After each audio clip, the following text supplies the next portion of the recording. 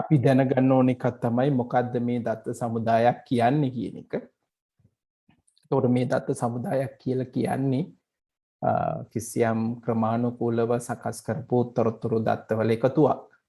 එතකොට මේක ක්‍රම දෙකක් තියෙනවා කියන එක අපි කතා කරා. අත්‍යුරු දත්ත සමුදාය සාමාන්‍ය ක්‍රමයට අපි ලිඛිතව සටහන් තියාගන්න එක. ඊට පස්සේ පරිගණක ගත ඉලෙක්ට්‍රොනික දත්ත සමුදාය කියලා අපි කතා කරා. එතකොට මේ අත්‍යුරු දත්ත සමුදායේ තියෙන අවාසි ගැන අපි පහුගිය පාඩම්වලදී කතා බහ කරා. එතකොට මේ ඉලෙක්ට්‍රොනික දත්ත සමුදාය නිර්මාණය කරන එක ඒවා ක්‍රියාත්මක කරන්න භාවිත කරන මෘදුකාංග වලට අපි විශේෂ නමක් කියනවා. අපි කියනවා දත්ත සමුදාය කළමනාකරණ පද්ධති මෘදුකාංග කියලා. ඉංග්‍රීසියෙන් අපි කියනවා database management systems. right? එහෙම නැත්නම් DBMS කියලා. පොතාලගේ මට්ටමේදී අපි මේ ප්‍රැක්ටිකල්ස් උත් මේකට කතා කරන උදාහරණයක් විදිහට මම පොතාලත් එක්ක කතා බහ කරන්නේ Microsoft Access කියන මෘදුකාංගය.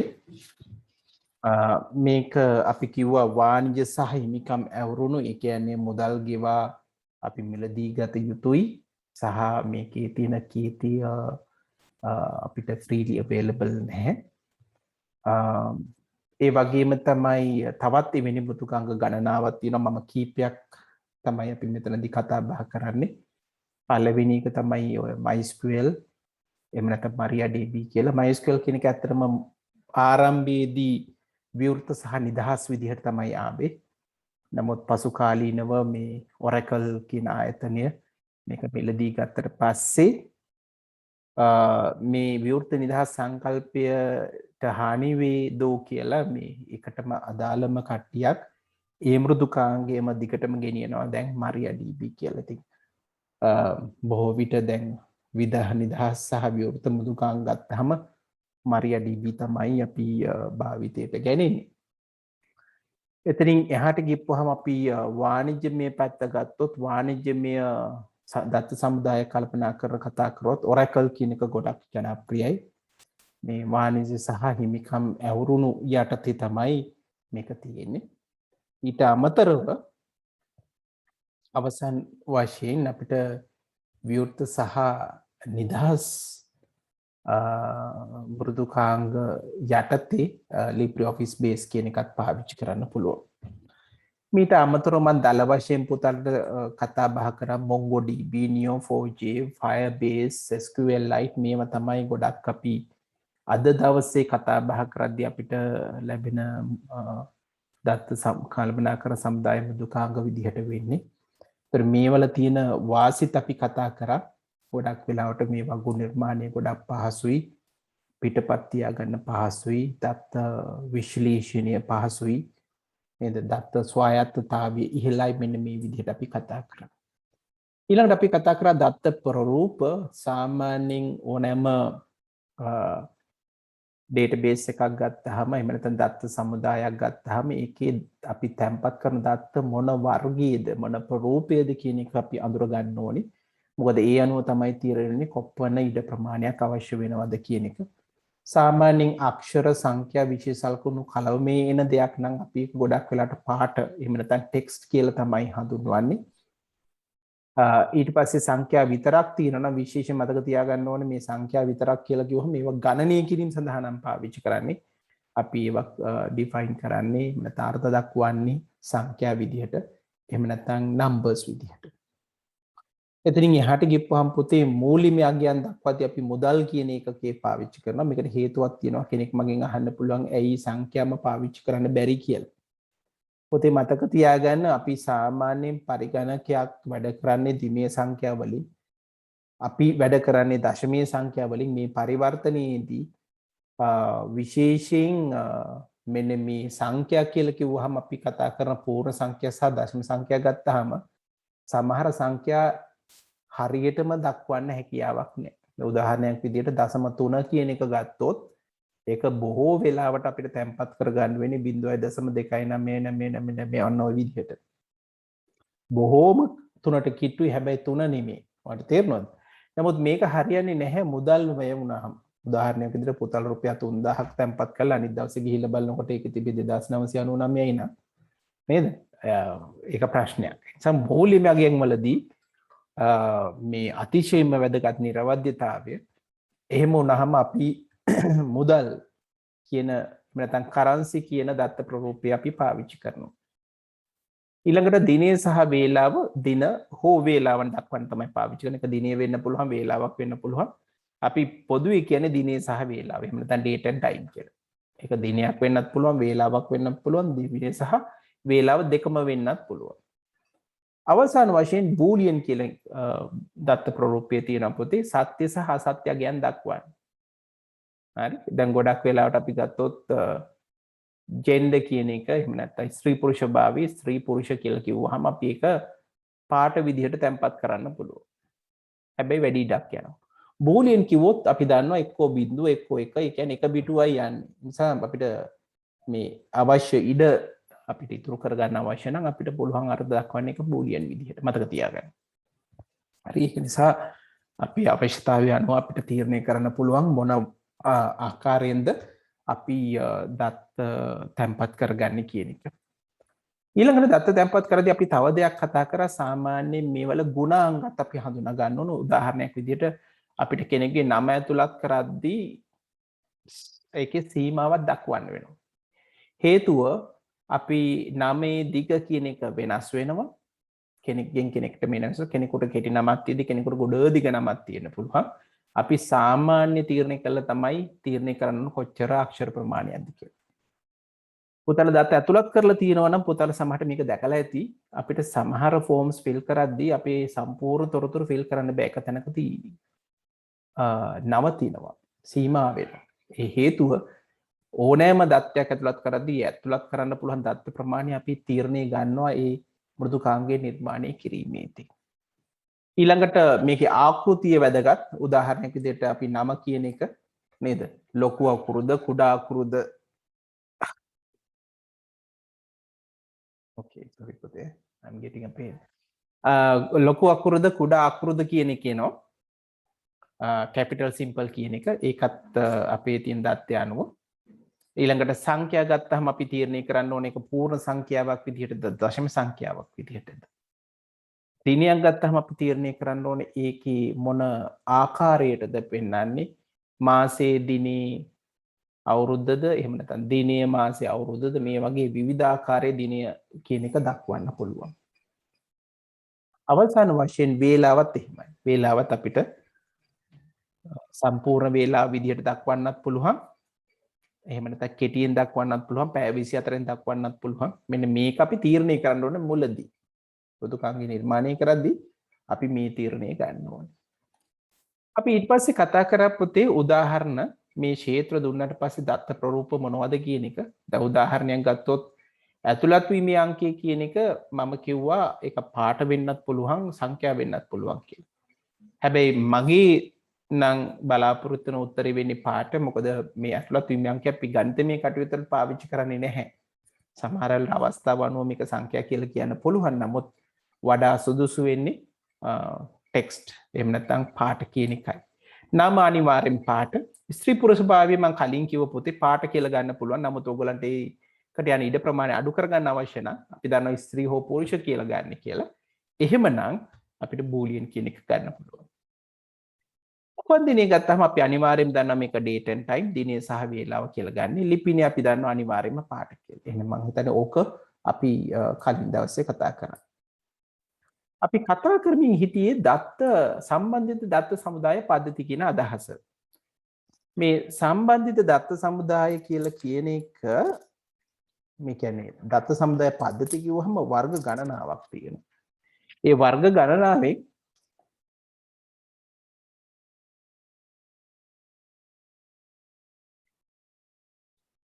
එකක් තමයි මේ සම්බන්ධිත දත්ත සමුදාය පද්ධති කියලා කියන්නේ. හරි? එතකොට මේ එකිනෙකට සම්බන්ධ වගු එකතුවක් තමයි අපි සම්බන්ධිත දත්ත සමුදායක් කියලා හැදුවේ. ඒතර වගුවක් කියන එක ගත්තොත් ඒක අපිට සරලව කියන්න පුළුවන් රෙකෝඩ ගණනාවක් කියලා. ඒතර රෙකෝඩයක් මොකද්ද කියලා කිව්වොත් ඒක තීරු හෝ ක්ෂේත්‍ර ගණනාවක් කියලා කියන්න පුළුවන්. අපි උදාහරණයට ගියොත් අපි කලින් සතියේ මේ උදාහරණය ගැන කතා බහ කරා. අපි කතා කරා මේ දත්ත සමුදාය කියන සංකේතය මේ විදිහට දක්වනවා කියලා. නමුත් අපි දන්නවා මේක වගු කිහිපයක් කියලා. ඒතර වගු වල දත්ත ඇතුළත් කරද්දී අපි වගු වෙන් කරලා තමයි සටහන් කරන්නේ. අපි ඉගෙන පුතාලගේ මට්ටමේ කතා කරන්නේ. නමුත් මේ වගේ සම්බන්ධිත වගු ගණනාවක් තමයි දෙන්නේ. මේව එකට සම්බන්ධ වෙලා තියෙන්නේ. උදාහරණයක් විදිහට මම ඇහුවොත් සමන්ගේ ICT විෂය ලකුණු කීයද කියලා පුතාලා දන්නවා. සමන් කියන පුද්ගලයා අපි මේකෙන් දැනගන්නවා. එයාගේ ඇතුළත් වීමේ අංකය තියෙනවා. ඊට පස්සේ විෂය අපි කිව්වොත් ICT කියලා මේ විෂය තියෙනවා. එන්න ඒ දෙක අනුව අපිට ලකුණු කියන එක ලබා ගන්න පුළුවන්. ඒතර මේ වගු අතර සම්බන්ධ වගුත් එක්ක තමයි මේ වගේ දත්ත සමුදායක් නිර්මාණය වෙලා තියෙන්නේ. පුතාලට පේනවා ශිෂ්‍ය වගුව තියෙනවා. මේ ශිෂ්‍ය වගුවේ රෙකෝඩර් දෙකක් තියෙනවා. මේ එක රෙකෝඩයක් ගත්තොත් ඒක සමන්විත වෙන්නේ ඇතුළත් වීමේ අංකයෙන් 9න් සහ ලිපිණයෙන්. හරි.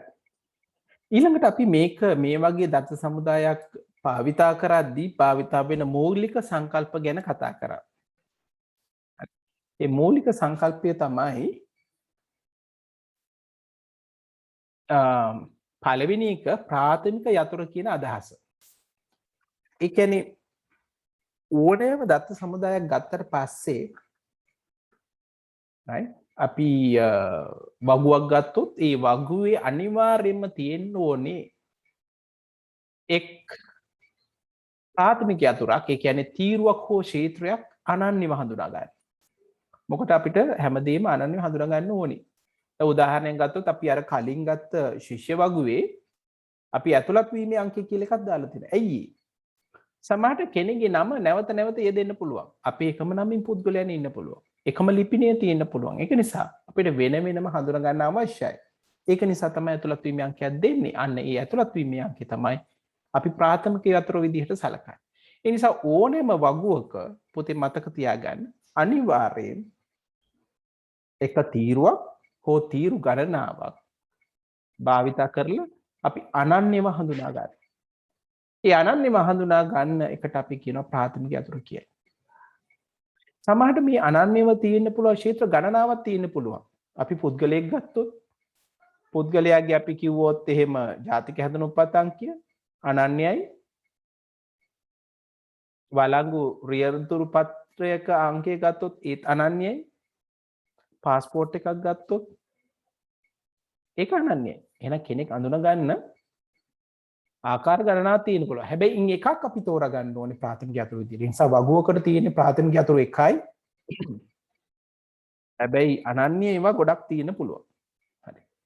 දැන් අපි පල්ලෙහා එක ගත්තාම මේකෙදී ඇතුළත් වීමේ අංකයයි විභාග අංකයයි දෙකම අනන්‍ය වෙනවා. ඒ නිසා මේකෙන් දෙකෙන් එකක් ගන්න පුළුවන් කියන අදහස අපි කතා කරා.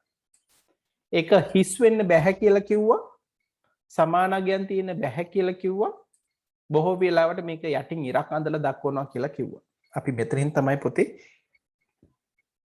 අපේ කතාව අවසන් කරේ ගිය සතියේ. right හොඳයි. අපි එහෙනම් අලුත් කොටසට යමු. හරි. මේ අලුත් කොටසදී මම කතා බහ කරන්න යනවා. තවත් දේවල් කීපයක් තියෙනවා අපිට කතා කරන්න. මොනවද තවත් දේවල් කිහිපේ? හරි අපි බලමු මොනවද තවත් දේවල් කිහිපේ කියලා. මුලින්ම අපි කතා කරන්න ඕනේ මොනවද මේ ආගන්තුක යතුරු කියන්නේ කියලා. හරි ආගන්තුක යතුරු. ඒකට එන්න කලින් මට තව එකක් කතා කරන්න ඕනේ. අපි දැක්ක සමහර වගු වලට තනි ක්ෂේත්‍රයක් මදි කියලා. ඒ කියන්නේ එක තීරුවක් එක ක්ෂේත්‍රයකින් ප්‍රාථමික යතුරු නිර්මාණය කරන්න බෑ කියලා මේ අදහස කතා කළෙමු. එහෙනම් ලියා ගන්න පොතේ ඊළඟ මාතෘකාව right සංයුක්ත යතුරු. right ඊළඟ එක ලියා ගන්න සංයුක්ත යතුරු.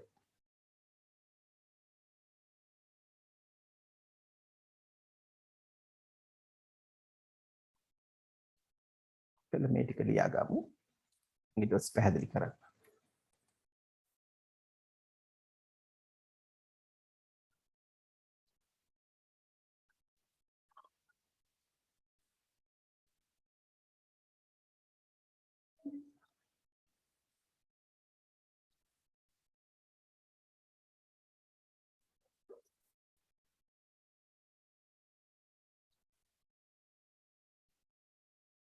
මේක ලියාගන්න පුතේ ලියාගෙන ඉවර වෙලා ඉවර කට්ටිය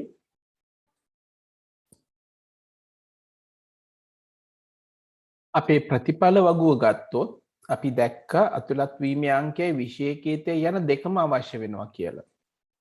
මේ රෙකෝඩ අනන්‍යව හඳුනා ගන්න. අන්න එහෙම වුණාම මේ වගේ අවස්ථාවක ඒ ප්‍රාථමික යතුරට අපි කියනවා ඒක සංයුක්ත යතුරක් කියලා. මේ වගු 9.9 කියලා කියන්නේ ඔයගොල්ලන්ගේ අච්චු පොතේ තියෙන අච්චු පොත පොඩ්ඩක් තියෙනවා නම් පොතේ ළඟට ගන්න. මේක ලියා ගන්න ඕනේ නැහැ. අච්චු පොතේ තියෙන නිසා 9.9 කියන වගුව ගත්තොත් පුතාලට පැහැදිලි වෙයි.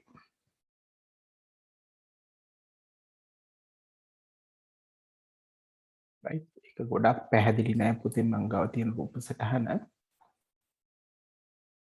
මේක ගත්තොත්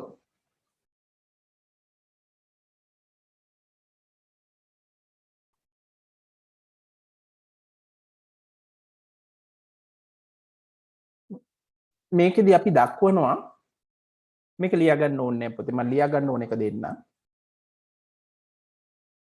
වර්ෂයේ විතරක් ගත්තොත් බෑ මේ ක්‍රීඩා වගුව තියෙන්නේ. වර්ෂයේ ක්‍රීඩාව සහ ඒකේ නායක සහ උපනායක පිළිබඳ වගුවක් තමයි ඔයගොල්ලන්ට මේ වගු 9.9 අච්චු පොතේ දීලා තියෙන්නේ. ඒකේ වර්ෂය ගත්තොත් වර්ෂයේ නැවත නැවත යෙදিলা තියෙනවා. ඒක නිසා වර්ෂය විතරක් ගන්න බෑ. ක්‍රීඩා විතරක් ගන්න බෑ නැවත නැවත යෙදিলা තියෙනවා. නායකව ගන්න බෑ. උපනායක ගන්න බෑ. ඒවත් නැවත නැවත යෙදিলা තියෙනවා. ඒතර මේකෙදී ඇත්තම ප්‍රාථමික යතුරු නිර්මාණය කරන්න වර්ෂය සහ ක්‍රීඩාව කියන දෙකම පාවිච්චි කරලා තියෙනවා. ඒතර වර්ෂය සහ ක්‍රීඩාව දෙකම එකට ගත්තොත් තමයි මේක අනන්‍ය වෙන්නේ. මේ විදිහට ක්ෂේත්‍ර දෙකක් හෝ කිහිපයක් ගන්නවා නම් ඒ අවස්ථාවේදී අපි එකට කියනවා කොම්පොසිට් කී කියලා. සංයුක්ත යතුරු. හරි? සංයුක්ත යතුරු කියලා කියනවා. එතකොට මේ මම කලින් කිව්ව ප්‍රාථමික යතුරු දක්වන්නේදී සාමාන්‍යයෙන් මේ ක්ෂේත්‍රය යටින් ඉරක් අඳිනවා කියලා. ඒක නිසා පුතාලා මේක විතරක් ඇඳ ගන්න. මොකද්ද? සංයුක්ත යතුරු දැක්වීම කියලා මේක වගු 9.9ට අදාළයි කියන එක අපි ලියලා තියෙනවා. වගු 10 වර්ෂීය ක්‍රීඩාව නායක උපනායක මෙන්න මේ දෙක යටින් ඉරි අඳින්න ඒ ඇති. මේක විතරක් සටහන් කරගන්න.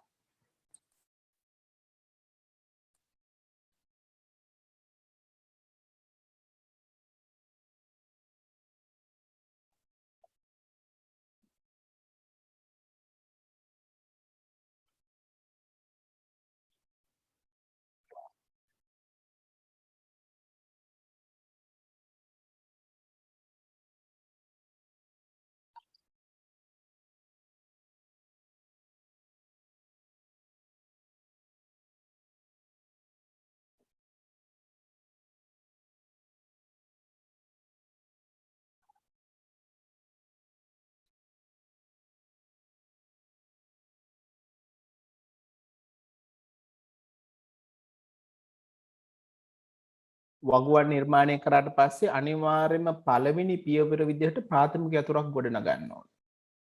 ඒ කියන්නේ ක්ෂේත්‍රයක් හෝ ක්ෂේත්‍ර කිහිපයක් අපි අඳුර ගන්න ඕනේ හැම රෙකෝඩයක්ම අනන්‍යව හඳුනා ගන්න. හැම රෙකෝඩයක්ම අනන්‍යව හඳුනා ගන්න. right. ඊළඟට අපි කතා කරන්න යන්නේ වගු අතර සම්බන්ධතා ඇති කරන ක්ෂේත්‍රයට අපි විශේෂ නමක් කියනවා.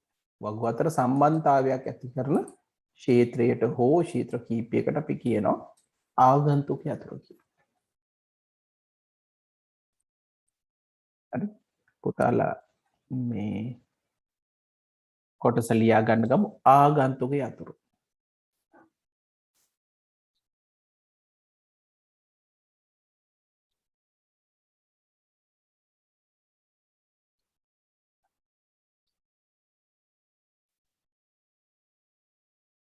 එන එක යටතේ ලියා ගමු.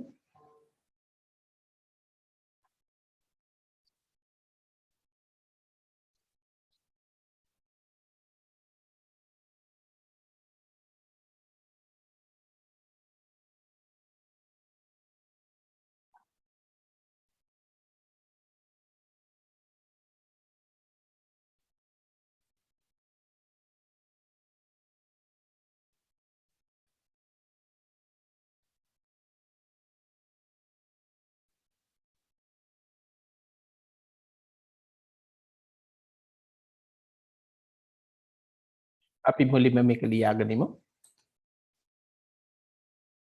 එතකොට ආගන්තුක යතුරක් කියලා කියන්නේ සම්බන්ධයි ආගන්තුක යතුරයි ඒක සම්බන්ධ වෙන අනෙක් වගුවේ ප්‍රාථමික යතුරයි. බලමු ගිහිල්ලා අපි.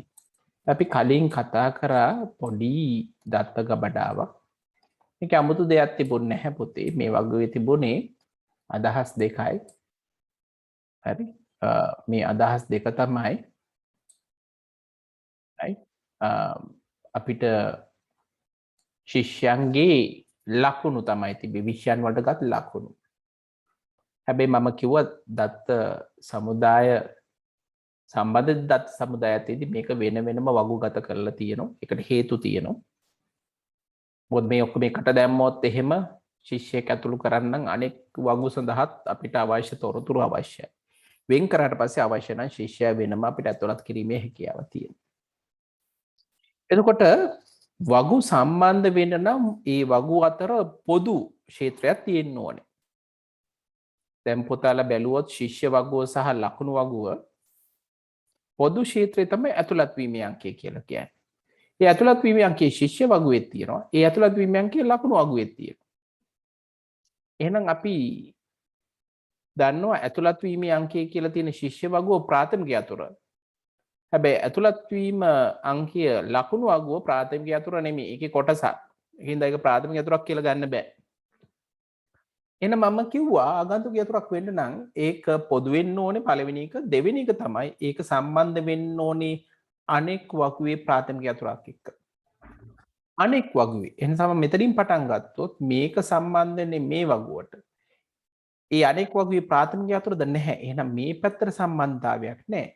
හැබැයි මේ පැත්තට සම්බන්ධතාවයක් තියෙනවා. පුතලට පේනවා ඊතලේ. මෙතන ඉඳන් මෙතෙන්ට මම ඇඳලා තියෙන්නේ. ඒ කියන්නේ මෙතන ඉඳන් මේක සම්බන්ධ වෙන්න පුළුවන්. මේ ඇතුළත් වීමේ අංකය සම්බන්ධ වෙන්නේ මේ වගුවේ ප්‍රාථමික යතුරත් එක්ක. ඒක නිසා මෙතන අපේ ආගන්තුක යතුරක් තියෙනවා ඇතුළත් වීමේ අංකය. දෙක මේ වගු දෙක ගත්තොත් පුතලට පේනවා විෂය කේතය පොදුයි. හැබැයි මේ විෂය කේතය ගත්තොත් ඒක සම්බන්ධ වෙන්නේ මේ විෂය කේතයේ ලකුණු වගුවේ ප්‍රාථමික යතුරත් එක්ක නෙවෙයි. ඒක නිසා මේක ආගන්තුක යතුර වෙන්නේ නැහැ. හැබැයි අනිත් පැත්තට ගත්තොත් මේ විෂය කේතය සම්බන්ධ වෙන්නේ විෂය වගුවේ ප්‍රාථමික යතුරත් එක්ක. එහෙනම් මේක ආගන්තුක යතුරක් වෙන්න පුළුවන්. ඒ නිසා අපිට මෙතන සටහන් කරගන්න පුළුවන් තව පොඩි කරුණක්. මොකද්ද? අපේ ශිෂ්‍ය වගුවොත් ගත්තොත් අපි ලිව්වොත් ආගන්තුක යතුරු නැත. පළවෙනි ටේබල් එකට නෑ. ආගන්තුක යතුරු නෑ. විෂය වගුව ගන්න. ඒකෙත් එමමයි. විෂය වගුවට ආගන්තුක යතුරු නෑ. හැබැයි මේක ගත්තොත් අපිට කියන්න පුළුවන් ආගන්තුක යතුරු දෙකකි. දෙකයි මොකද්ද පළවෙනි එක? කියන්න පුළුවන් ඇතුළත් වීමේ අංකය.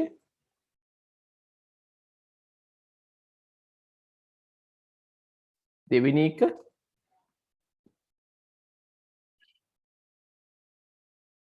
විෂය කේතය.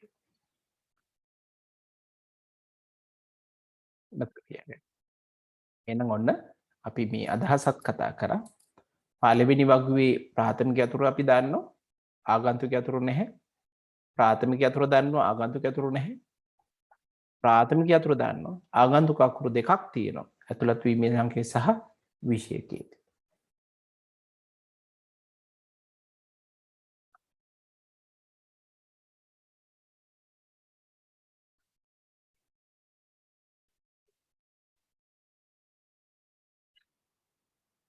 දැන් මේ වගු දෙක ගත්තාම වගු දෙක සම්බන්ධ වෙන්න නම් අපිට පොදු ක්ෂේත්‍රයක් අවශ්‍යයි. එහෙනම් මේ වගු දෙක සම්බන්ධ වෙන්නේ ඇතුළත් වීමේ අංකයෙන්. හරි. මම ඕගොල්ලන්ගෙන් ප්‍රශ්නයක් අහන්න. මේ වගු දෙක ගත්තොත් ලකුණු වගුව සහ විෂය වගුව මොන ක්ෂේත්‍රෙන්ද සම්බන්ධ වෙන්නේ?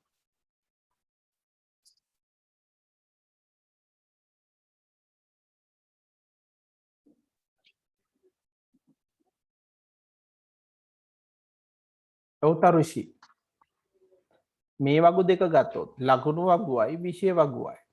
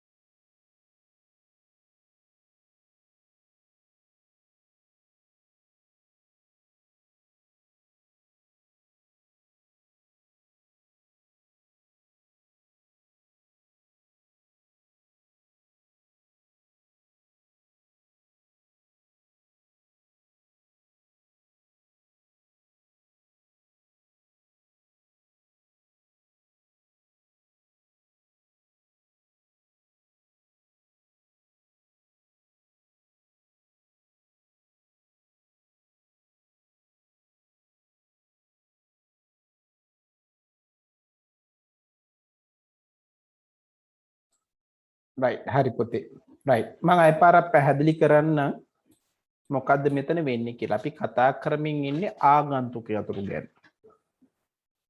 ආගන්තුක යතුරක් කියලා කියන්නේ මේ වගු අතර සම්බන්ධතාවය ඇතුළත් කරන ක්ෂේත්‍රයක්.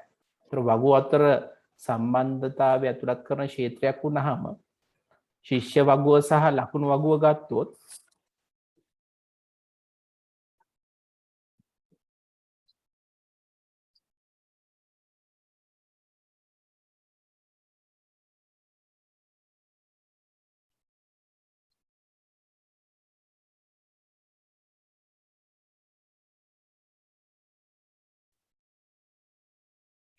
එතකොට මේ ආගන්තුක යතුර ගත්තහම ආගන්තුක යතුරක් වෙන්න නම් පොදු වෙන්න ඕන.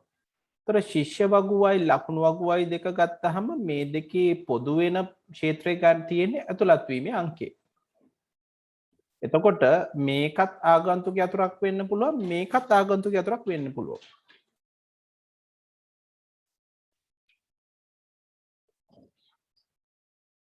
හරි? හැබැයි තව එකක් තියෙනවා.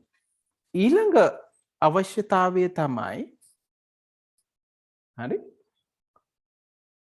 ආගන්තුක යතුර වෙන්න ඒ යතුර සම්බන්ධ වෙන්න ඕන අනෙක් වගේ ප්‍රාථමික යතුරත් එක්ක.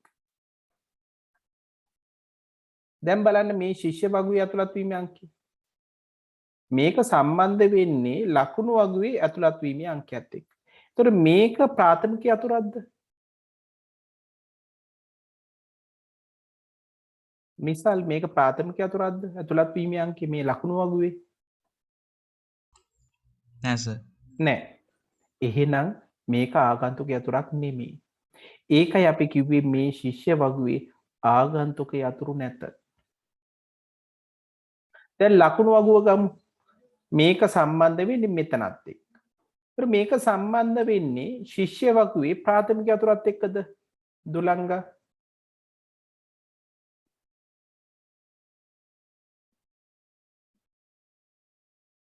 මෙන්න මේ ක්ෂේත්‍රය සම්බන්ධ වෙන්නේ ශිෂ්‍ය වගුවේ ප්‍රාථමික යතුරත් එක්කද?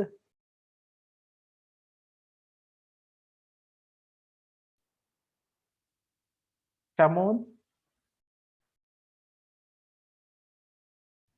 ඔව් සර්. ඔව්. ඒක නිසා මේක ආගන්තුක යතුරක් වෙනවා. ඒ නිසා මේකේ ආගන්තුක යතුරු පළවෙනි ආගන්තුක යතුර තමයි ඇතුළත් වීම. ඇයි ඒක ආගන්තුක යතුරක් වෙන්නේ? මේ ක්ෂේත්‍රයේ පොදුයි මේ දෙක අතර මේක සම්බන්ධ වෙන්නේ ඒ වගුවේ ප්‍රාථමික යතුරත් එක්ක.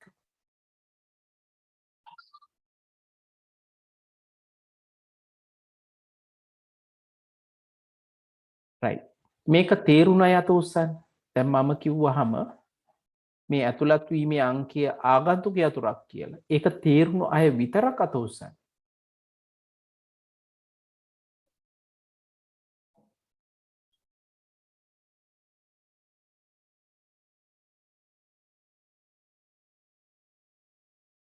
හොඳයි. තව පාරක් මම පැහැදිලි කරනවා.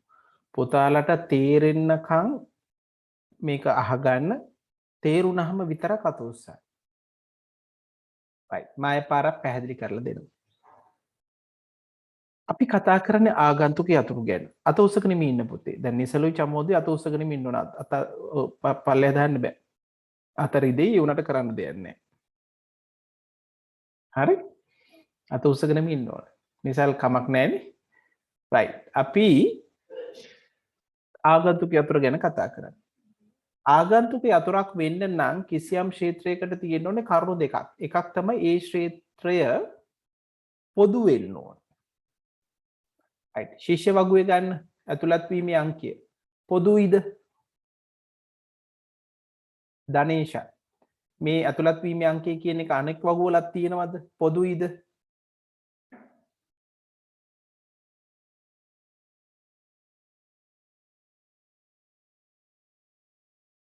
දුලංග මේ ඇතුළත් වීමේ අංකය කියන එක පොදුයිද?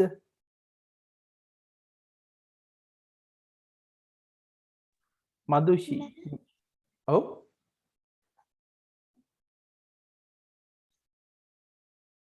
එහෙනම් ආගන්තුක යතුරක් කියන්නේ මොකක්ද කියන එකට අපි කියනවා අනෙක් වගුවක් සමග සම්බන්ධතාවයක් නිර්මාණය කරන ක්ෂේත්‍රය ආගන්තුක යතුරක් ලෙස හඳුන්වයි.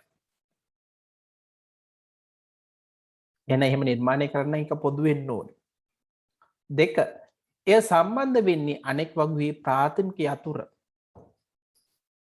සමගයි. වරහන් ඇතුලේ තියෙන එක දැනට අමතක කරන්න ඒක ටිකක් ඇඩ්වාන්ස් පුතාලගේ මට්ටමේදී අපි ඒක ගැන කතා කරන්නේ. හරිද? අනෙක් වගුවේ ප්‍රාථමික යතුරත් එක්ක කියන එක මතක තියාගන්න. ඕකේ. හරි පුතේ එහෙනම්. එහෙනම් අපි ලියාගමු මාර්ක. මොකද්ද? අපි දැන් ඉස්සරහ කතා කරපු එක.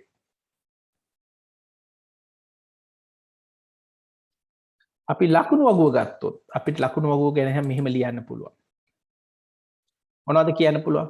ලකුණු වගුව සැලකුවාම ඇතුළත් වීමේ අංකය සහ විශේෂකයේ යන ක්ෂේත්‍රයන් ආගන්තුක යතුරු වන අතර ඇතුළත් වීමේ අංකයයි විශේෂකයේ දෙකම තමයි ප්‍රාථමික යතුරු වෙන්නේ. අන්න ඕක ලියා ගන්න. ඕක ලියාගත්තාම ඇති.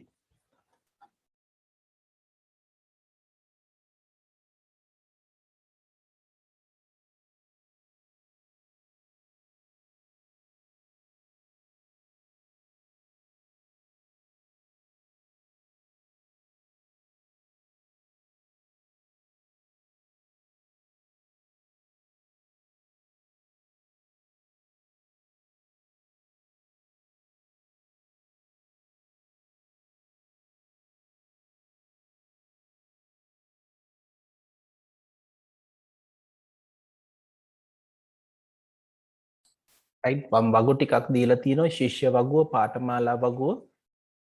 ඒතර ශිෂ්‍යයන් විවිධ පාඨමාලා ගන්නවා නේද? අපි හිතමු ඉංග්‍රීසි ඔයගොල්ලෝ O level ඉවරලා ඉංග්‍රීසි ඉගෙන ගන්නවා පරිගණක ඉගෙන ගන්නවා නේද? එහෙම වෙන්න පුළුවන් මේ වගේ ශිෂ්‍ය වගුවේ තියෙනවා ශිෂ්‍ය අංකයේ නම ලිපිනේ පාඨමාලා වගුවේ තියෙනවා පාඨමාලා අංකය සහ පාඨමාලාවේ නම. ඊට පස්සේ අපේ ශිෂ්‍ය පාඨමාලාවේ තියෙන පොතේ ශිෂ්‍ය අංකය සහ පාඨමාලා අංකය කියන එක. පස්සේ ශිෂ්‍ය වගුව තියෙනවා. ඒ ශිෂ්‍ය වගුව ගත්තොත් ඊළඟ එකේ මේක පුස්තකාලයක් කියලා හිතන්න. ශිෂ්‍ය අංකය තියෙනවා නම තියෙනවා ලිපිනේ තියෙනවා. පොත් තියෙනවා පොත් අංකය පොතේ නම කතෘ තියෙනවා. බැහැරගෙන යෑම ඔයගොල්ලෝ ගෙනියනවා. ශිෂ්‍ය අංකය තියෙනවා පොත් අංකය තියෙනවා ආපස්සට ලබා දිය යුතු දිනය දෙනවා. ඊළඟට අපි හිතමු ආයතනයකට බඩු විවිධ අයිතමයන් ගන්නවා කියලා. ඒතර අයිතම අංකය තියෙනවා අයිතම නම තියෙනවා අයිතම ප්‍රමාණය තියෙනවා. සැපයුම් කරුවෙක් ඉන්නවා සාමාන්‍ය අපිට මේ අයිටම්ස් ගෙනල්ලා දෙන අයන සැපයුම් කර අංකය නම දුරකථන අංකය තියෙනවා. ඊට පස්සේ මිලදී ගැනීමේ වගුව තියෙනවා පුතේ දිනය සැපයුම් කර අංකය අයිතම අංකය සහ ප්‍රමාණය. හරි. එහෙනම් මම වගු තුන දීලා තියෙනවා ඔන්න අඳුර ගන්න හැම වගුවෙම ඉස්සෙල්ලම ප්‍රාථමික යතුරු ඊට පස්සේ ආගන්තුක යතුරු. අපි පළවෙනි එකකින් පටන් ගමුකෝ. උත්තර ටික මට chat එකට දාන්න.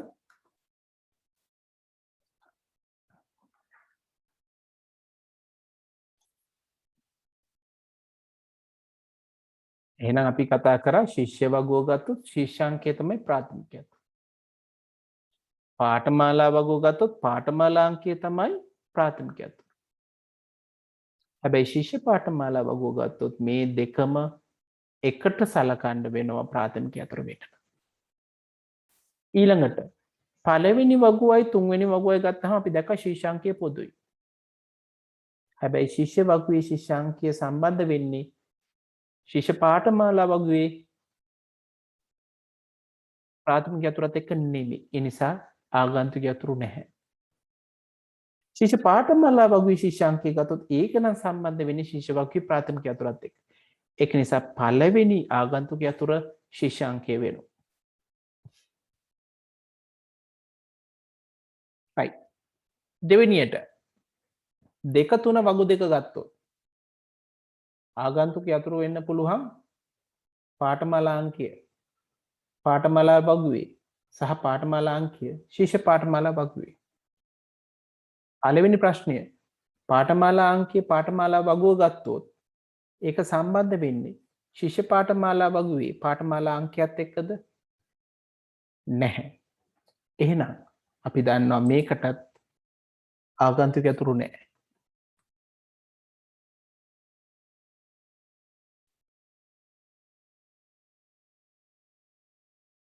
අනිත් පැත්තට ගියොත් ඔව් පාඨමාලා අංකය මේක ගත්තොත් ඒක සම්බන්ධ වෙන්නේ පාඨමාලා අංකය කියන මේකේ ප්‍රාථමික යතුරත් එක්ක. ඒ නිසා මේකේ ඔව් ප්‍රාථමික ආගන්තුක යතුරු දෙකයි. මොකද්ද දෙක? පාඨමාලා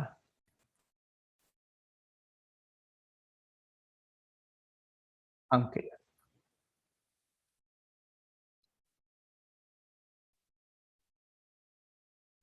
හොඳයි පුතේ. එහෙනම් අපි අදට නතර කරමු. මම ඇත්තටම අවසන් කරන්න කියලා තමයි හිතන් හිටියේ. කමක් නැහැ ඒක වෙලා ගියාට පුතාලට තේරෙන්න ඕන